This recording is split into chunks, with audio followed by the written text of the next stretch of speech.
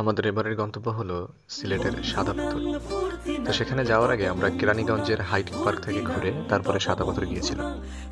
এখানে আমরা 4 বন্ধু, আমি, জুনেদ, আউলিয়া এবং ইমন, হাইটেক পার্কের এই সেলফিটা নিয়ে এখান থেকে কিছুক্ষণ ঘুরে, তখন এটা অত ভালো করে তৈরি হয়নি, জাস্ট কিছু স্থাপনা তৈরি করা হয়েছে। এখান থেকে আমরা সরাসরি সাদা পাথর উদ্দেশ্যে রওনা দিলাম। এই জায়গাটা দেখতে পাচ্ছেন, এখান থেকে আমরা কিছু পোশাক কিনে, এই জায়গাটা হলো ভোলাগঞ্জ, ওখান থেকে সিএনজিতে করে ভোলাগঞ্জ, সিএনজিতে ভোলাগঞ্জ আসার পরে এখান থেকে কিছু জামা কাপড় কিনে আমরা নৌকা করে রওনা দিব। এই যে আমাদের নৌকা।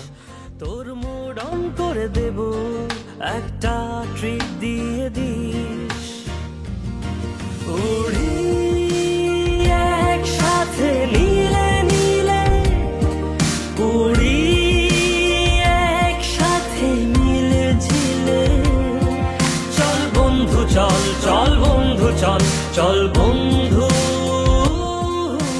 চল। এই পাহাড়ি নদীটা খুবই সুন্দর, অল্প পরিমাণে পানি, হাত দিলে নিচের পাথর ধরা যায়, অনেক সুন্দর জায়গাটা। আসলে আপনারা সবাই যাবেন। সামনে এই জায়গাটা থেকে এই যত পাহাড়গুলো দেখা যায়, এগুলো সব হলো ইন্ডিয়াতে। আমাদের দেশে থেকে মনে হবে যে পাহাড়গুলো অনেক কাছে, কিন্তু এগুলো যতই কাছে যাবেন ততই দূরে সরে যাবে। এই যে এখানে আমি হাত দিয়ে পানির নিচের পাথরগুলো ধরার চেষ্টা করতেছিলাম।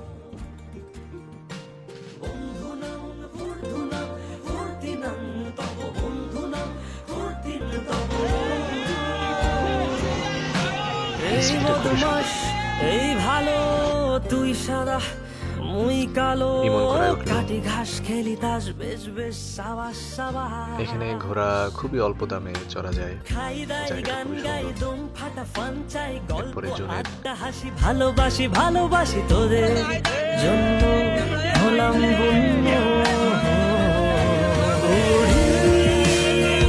একসাথে নীলে নীলে, উড়ি একসাথে মিলে ঝিলে, চল বন্ধু চল, চল বন্ধু চল, চল বন্ধু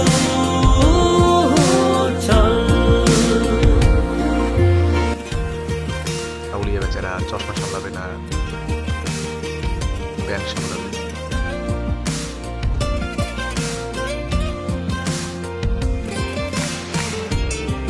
এর মধ্যে আবার ইমন সাঁতার জানে না, এই জন্য ও টিউব ছাড়ে না। যেটি দেখতেই পাচ্ছেন, পাথর খুবই একেবারে পানি থেকে দেখা যায় কাছে। পানির পরিমাণ এখানে এই যে আমাদের কোমর সমান আর কি। ইমন টিউব ছাড়বেই না, ওরে নিয়ে আমরা অনেক চেষ্টা করলাম যাতে টিউবটা ছেড়ে কিছুক্ষণ সাঁতার আমাদের সাথে করে, কিন্তু টিউব ছাড়বে না। ওর জন্য টিউবটা নেয়া, ওই বেচারায় আমরা অনেক চেষ্টা করতেছিলাম যে টিউব থেকে ফালানোর জন্য, হইল না।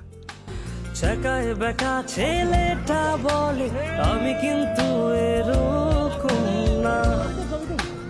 সুন্দর একটা মুহূর্ত। লাস্ট সিগারেট বলে কিছু নাই, সময়টা ধুলো ধোয়া ছাই। ওরে অনেক চেষ্টা করছিলাম টিউব থেকে ফালানোর জন্য, কিন্তু ও টিউব ছাড়ে না। এই বেচারার অনেক ভয়, হাঁটু সমান পানিতে ডুবে যাওয়ার ভয়। এই সেলফিটা দেখেন, এই যে আমাদের শেষ গোসল শেষ হয়ে গেল, ক্লান্ত হয়ে তারপর আমরা উঠতেছি আস্তে আস্তে। এই সেলফি দেখা হবে আবার অন্য কোথাও।